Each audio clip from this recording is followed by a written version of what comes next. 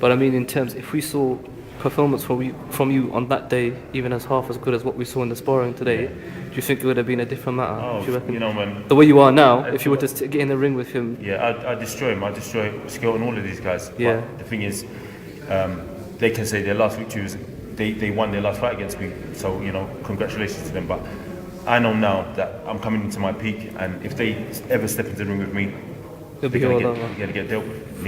For real. I mean, yeah, like I said, you can give some sort of respect to Skelton, but to be honest, I don't think really anyone rates Audley. He's just. When I was watching his undercard fight on the, I don't know what was the main. That was the Joe Calzaghe, Bernard Hopkins. Right, yeah. He had an undercard fight on there. And the Setanta newsroom, the guys and the commentators, I've never seen anyone actually gun someone and it's that hard in my life. I was amazed. I mean, you can actually watch the clip of that gunning on YouTube as well if you just look it up. That's there as well. I was absolutely amazed. I've never heard commentators, Barry McGuigan, Paul Dempsey, they were gunning. Absolutely gunning, like he's done something bad to them. He was probably gunning him. They just really don't like the guy. The thing is, it's nothing personal at all, but it's rather the position that he's put himself in. That's right. He's just, the way he talks is just, he's just absolutely deluded. I think he's living in some dream. I think he annoys people because he speaks like he's Lennox Lewis. Yeah. So even more, he speaks like he's even achieved more than Lennox Lewis, and he's never achieved anything. And that's what really winds people up the wrong way. Even Lennox Lewis don't talk like him after, you know, and Lennox Lewis is an all-time great. And that's what I think what winds people up.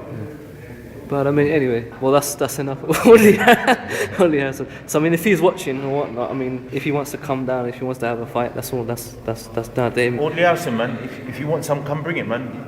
You know my number. Yes, have it. I've got the British title. If you want to fight me after I defeat John McDermott, bring it. Just give me a call and let's get this fight on. I'm ready. Anytime, man. Anytime. But anyway, enough of that. So what do you, after these two fights, you got John McDermott on July. How confident are you about that? I'm very confident. You know, the only problem with this fight is that Matthew Skelton has beaten John McDermott in one round before. Right. So everyone's expecting me to do the same thing. Yeah. You know, John McDermott. But the only problem is John McDermott is a very good fighter. He looks fat, he looks out of shape, but the guy can fight, trust me. And his fights on YouTube against Pelly Reid, so you can see the combination this guy can throw. He's a very good fighter, so I've got to really be on form for this guy. Trust me, John McDermott can fight. That's right. So you can't underestimate any opponent regardless of, you know, someone, a mate of mine saw, he's a fan of boxing, and he watched John McDermott. I said, what do you make of the fight with Danny Williams? He goes, John McDermott, he ate all the pies. He ate all the pies.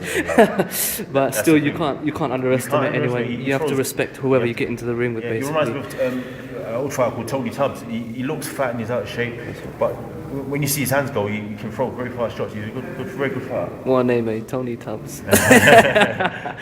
Speaking of Tony, what happened about that James Toney article that came in the Sun? What came of that? The thing is, Spencer Fairmont made the offer to James Toney for me to fight him, and another promoter made the offer, and you know he just didn't accept it.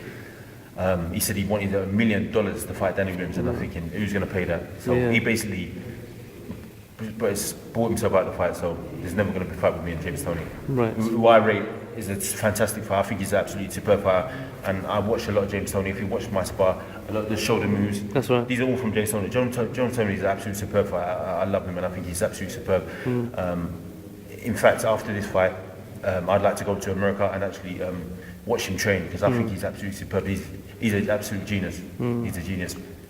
So it would have been an honour to have fought with James Toney. It would have been an honour to fight. You know, the thing is, it was an honour to fight Mike Tyson. That's right. But when you get in there, it's just a man against man. You don't care about what you've done. Now I look at the tape and say, I can't believe I fought Mike Tyson. But it was just man against man. It's the same thing with James Toney. When I get in there, I'm just going to go in there and deal with him. But afterwards, I'm going to, you know, give him that respect, because I think he's an all-time great. And him at his best against Danny Williams, there's no competition. You know, he deals with me all day. Definitely. Okay, so what do you think is the future for Danny Williams? The future for Danny Williams is, you know, inshallah, I reckon I can go all the way with the speed and the boxing ability I've got. I reckon I can go all the way. I just need to put that into the rule. That's right. Yeah, I got to perform like that, and I've got to be relaxed. The main thing is to be relaxed and not to let the occasion, not to let my hunger get the better of me. That's the key to everything. That's right. It's just about a bit more boxing and less of the one the one punch knockout. Exactly. Because Attempt a the one lot punch. of people will be shocked when they see this, the moves I can do, That's right. because they're just used to the raw power. Yeah. That's what I bring into the fight, because I want to win so much. That's right. In sparring, there's no winning and losing. That's why I can do all of these moves, That's right. and that's what I've got to bring into the ring. When I do all of this stuff, people ain't gonna know what time of day it is. Trust me. Even myself, when I was watching today, I was surprised. I've never ever seen you do it. I've never seen you do any of that before. I mean, and it's bad, and that's what's going to hurt me, is that people think I've achieved a lot in my career, but I believe I should have achieved a lot more if I would have boxed the way I should have boxed. So if I retire tomorrow, I would feel a lot of hurt that I haven't done what I should have done with the ability I've got. But all praise is due to Allah. Whatever Allah wants to give me, that's what He gives me. Well, do you have any final words for the people who are watching? Just support Danny Williams. Thank everyone who supported me for thick and thin. Thank you very much. And peace to my Muslim brothers and sisters. Assalamu alaikum wa rahmatullahi wa barakatuh.